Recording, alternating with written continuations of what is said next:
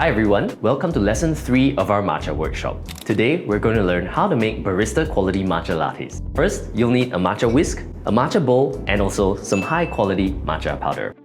If you don't have a matcha whisk, you can also use an electric frother or a shaker bottle.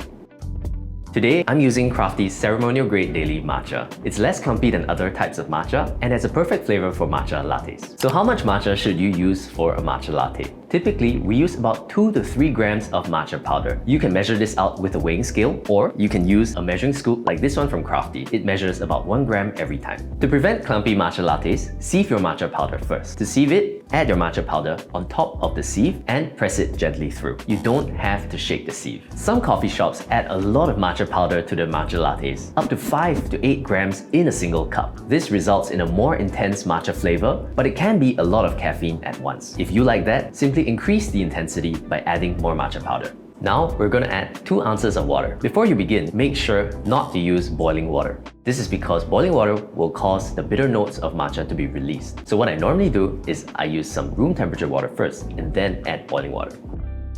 So now we're going to whisk the matcha. I'm going to use my dominant hand to hold the matcha whisk and my other hand to stabilize the bowl. I'm going to whisk in an M-shaped pattern and whisk at this speed.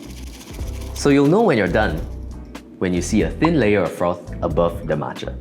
Some coffee shops also offer their matcha lattes sweetened by default. If you prefer this, you can also add in some honey or syrup. A liquid sweetener is easier to mix in than sugar, especially for iced matcha. Next, prepare your latte with your milk of choice. I like to use oat milk, but you can also use any of your favorite milks. We're going to add 2 ounces of oat milk. To make it look like a barista quality latte, we need layers. So to do that, first, we're going to add ice, then the milk, then the matcha.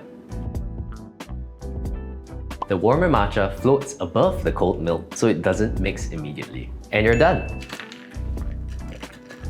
Never gets old. Now, you can make your own barista quality matcha lattes at home. Stay tuned for our next video where we'll be answering some common questions you have about matcha.